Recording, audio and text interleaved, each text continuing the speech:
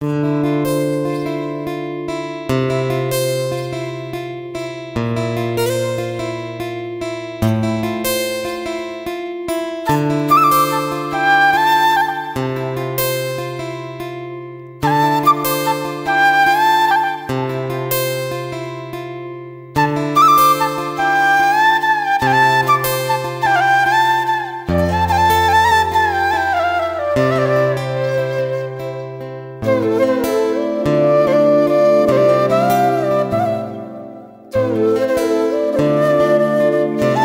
মধ্যে পাপ থাকবে আর তুমি গিয়ে গঙ্গায় স্নান করলে ভাববে সব ঠিক হবে, এটা কোনোদিনই হয় না। সকালবেলা ঘুম থেকে উঠে মেয়ের টিফিন বানানো থেকে স্কুল সবটা নিজে একা হাতে করতে হয়।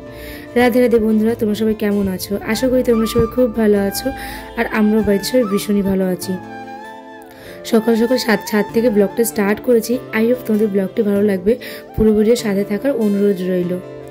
এই যে ওই যে তোমাদের বললাম কদিন আগে যে কাজের দিদিটাকে রেখেছি, কিন্তু আজকে এত কাঁচা পড়েছে, তো ওই জন্য ভাবলাম যে প্রায় 2 বালতি কাঁচা ভিজিয়েছিলাম। তো এখনও মানে এত কাঁচা পড়ছে, এখন শীতকাল তো ওই জন্য প্রচুর কাঁচা পড়ে, জানো তো। তো ওই জন্য এত কাঁচা পড়েছে, তো ওই জন্য ভাবলাম যে না, দিদিভাইয়ের সাথে আমিও একটু হাতে হাতে করি, তাহলে ওনার কষ্ট হবে না। যেহেতু উনিও তো মানুষ, মাংস রক্ত দিয়ে গড়া, ওনারও তো কষ্ট হতে পারে, তার জন্য আমিও একটু হাতে হাতে করছি। কেননা যদি হাত ব্যথা হয় তাহলে জামা প্যান্ট না পরিষ্কার হবে না, নোংরাই থেকে যাবে, তো তার জন্যই করছি। বাইরের পেছনের ব্যাকগ্রাউন্ডটা দেখো, পুরো ধোয়া ধোয়া রয়েছে এখনও। কেননা এই সকাল মোটামুটি 7টা থেকে 7:30 বাজে এখন। তো সকালবেলা উঠে কাজতে চলে এসেছি। আর আজকে না দুদিনের ব্লগটা একসঙ্গে আছে।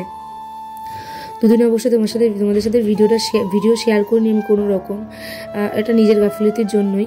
তো কোনো চাপ ছিল না, কিছু ছিল না, তাও নিজের গাফিলতির জন্য ভিডিও সেরকম করে ক্লিপ তুলতে পারিনি, তার জন্যই আর তোমাদের সাথে ভিডিও শেয়ার করতে পারিনি গো। তাই তার জন্য সরি সবার কাছে। আর হ্যাঁ, একটু একটু করে আমার ফ্যামিলি মেম্বার বাড়ছে, আর সামনেই আমার 1K সাবস্ক্রাইব হয়ে যাবে।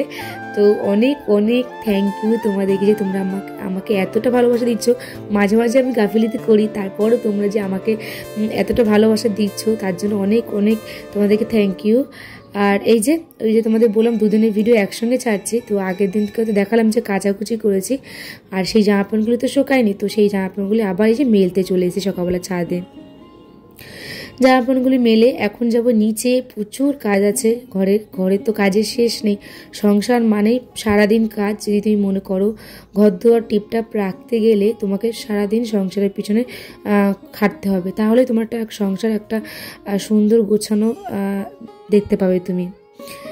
তো চেষ্টা করি যে একটা ঘর, তাও চেষ্টা করি যে টিপটাপ করে রাখার। ওই যে একটা ঘর হলে হবে কি, আমার ওই ছোট্ট স্বর্গটাকে আমি নিজে হাতে যত্ন করে রাখার চেষ্টা করি সব সময়।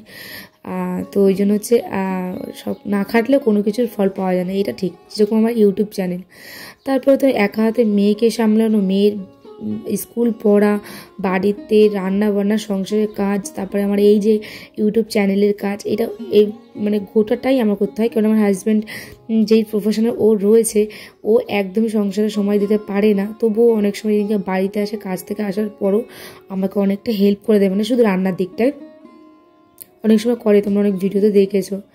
কিন্তু বেশিরভাগটাই আমাকেই সামলাতে হয়, তার জন্য আমার কোনো আক্ষেপ নেই। সংসার তো মানেই তো তোমাকে সংসারের প্রতি তোমার হচ্ছে দায়িত্ব প্রচুর। তো যাই হোক, ওদিকে হচ্ছে ছাদ থেকে চলে এসে এই যে নিচে এসে বিছনাটা গুছিয়ে নিলাম। আর বিছনা গুছিয়ে নেওয়ার পর এই যে ফ্রিজটা হচ্ছে কালকে ওই বরফ জমে গেছিলো, তাই যে সুইচটা চিপিয়ে দিয়েছিলাম, বরফগুলি সব গলে গেছে।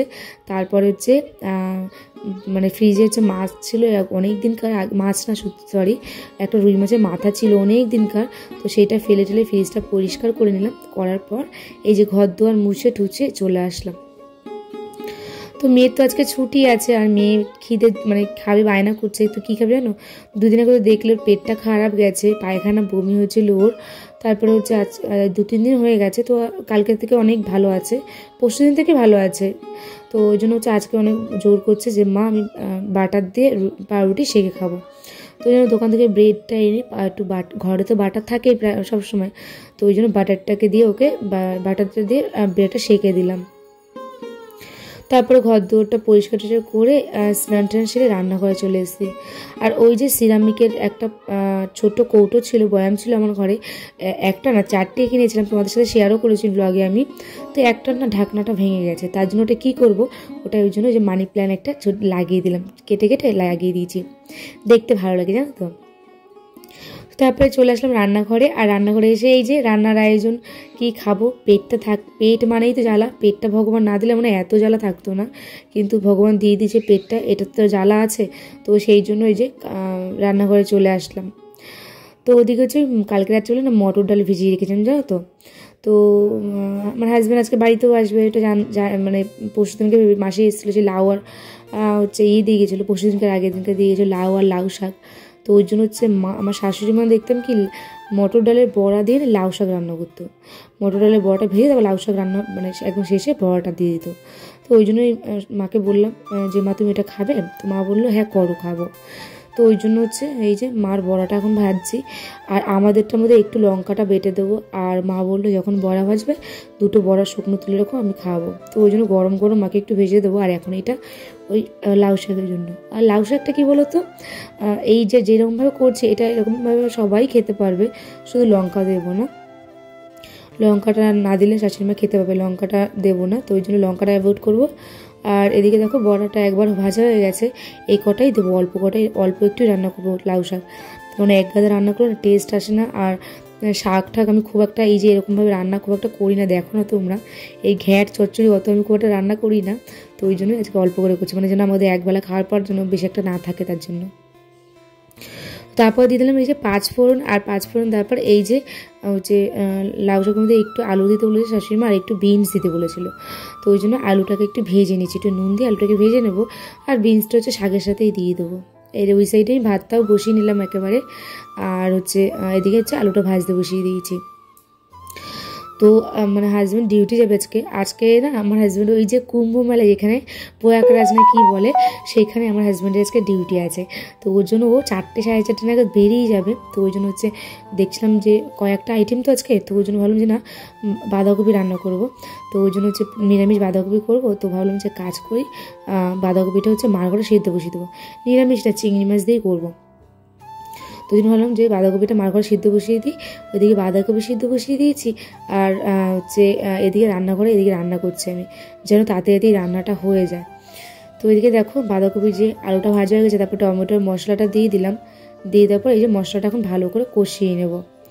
আর এখন ওই যে ভাপানো বাঁধাকপি আর কড়াইশুঁটি ভাপিয়েছিলাম একসঙ্গে, তো ওটা দিয়ে দিচ্ছি।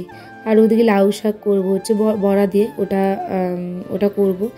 আর হচ্ছে এদিকে হচ্ছে বাঁধাকপিটা আর একটু ভালো করে কষিয়ে নেব বাঁধাকপির সাথে, তারপর অল্প একটু গরম জল দিয়ে এইটাকে ঢাকা দিয়ে রেখে দেবো। যে হাজব্যান্ড এসছে, আসার পর ও মার ঘরে রয়েছে, কেননা হচ্ছে ওই যে মানে আমার দেওর ঠাকুর এসছে, ওরা একসঙ্গে কথাবার্তা বলছে। ওই শাশুড়ি মার তো এখনও ঠিক হয়নি, নার্সিংহোম থেকে নিয়ে আসার পর তারপরে হচ্ছে ইএসএ হসপিটালে প্রায় 12-13 দিন ছিল, তো ঠিক হচ্ছে না এখনও কোনো মানে ভালো হওয়ার কোনো লক্ষণ দেখছি না, মানে ওরকম শরীরটা ওনার ওরকমই খারাপ রয়েছে। তো ওই জন্যই ওরা ভাইরা আলোচনা করছিল যে কোন এক আয়ুর্বেদিক ডাক্তারের কাছে দেখাবে, কেন কোনো কিছুই তো ওরা ঘাটতি ছাড়েনি। তো ওই জন্য ভাবলো যে না লাস্টটা একটা দেখি যে তুমি একটু ভালোভাবে থাকো, সেটাই আমরা সবাই চাই। তো ওই জন্যই ওরা ভাইরা সব আলোচনা করছিল। তারপর আমার হাজব্যান্ড এই যে 4টের সময় 3:30-4টের সময় বেরিয়ে গেল, 3:30 সময় বেরিয়ে গেছে।